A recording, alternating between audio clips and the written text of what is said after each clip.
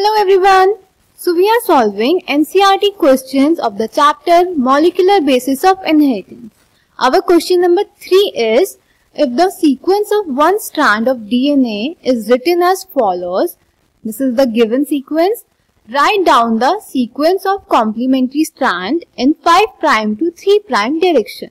Question में हमें एक डीएनए सीक्वेंस दिया हुआ है, इसका कॉम्प्लीमेंट्री डीएनए स्ट्रैंड का सीक्वेंस हमें लिखना है in the direction of 5' to 3'.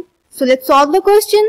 तो पहले तो इस क्वेश्चन में हम जो हमें डीएनए सीक्वेंस दिया हुआ है उसे लिख लेते हैं, which is 5' to A T G C A T G C A T G C A T G C A T G C ATGC ATGC 3'.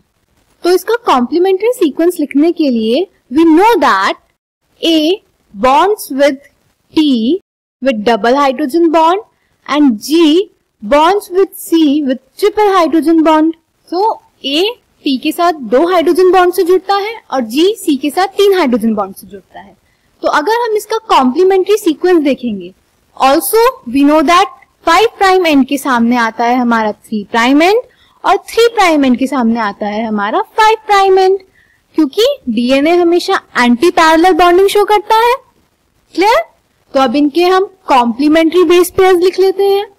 ए के सामने आएगा टी, क्योंकि ए टी के साथ बॉन्ड बनाएगा.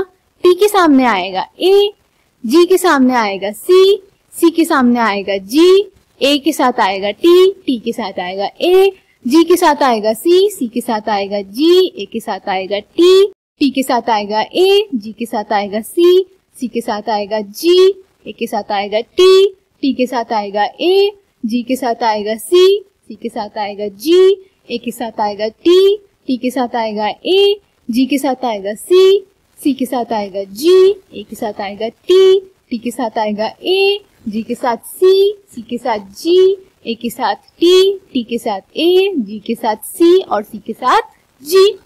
तो ये हो जाएंगे हमारे कॉम्प्लीमेंट्री बेस पेयर्स. अब क्वेश्चन में हमें पूछा हुआ है, हमें जो कॉम्प्लीमेंट्री स्ट्रैंड का सीक्वेंस लिखना है वो हमें लिखना है 5' टू 3' डायरेक्शन में. तो हम देख सकते हैं कि 5' से 3' में अगर हम सीक्वेंस लिखेंगे तो वो यहां से यहां की तरफ होगा. तो इसको उल्टा करके लिख लेते हैं. So our final answer will be 5' to GCAT, GCAT, GCAT, GCAT, GCAT, GCAT, GCAT to 3'. तो ये हो जाएगा हमारा फाइनल आंसर. क्लियर? समझ आया कैसे? इस क्वेश्चन में हमने क्या किया, इस क्वेश्चन में हमें गिवन डीएनए स्ट्रैंड सीक्वेंस दिया हुआ था, उसका कॉम्प्लीमेंट्री स्ट्रैंड का सीक्वेंस लिखना था हमें in the direction of 5' to 3'. We know that A always bonds with T with 2 hydrogen bonds and G always bonds with C with 3 hydrogen bonds. तो हमने उस बेसिस पे ये कॉम्प्लीमेंट्री सीक्वेंस लिख दिया. A bonds with T, T A, G C, C G, A T T A G C C G and so on. और फिर क्योंकि क्वेश्चन में हमें 5' टू 3' पूछा था तो इसको हमने इधर की डायरेक्शन में लिख दिया. Clear? So this is our answer. I hope this question is clear to you. In next session we will solve the next question. Thank you.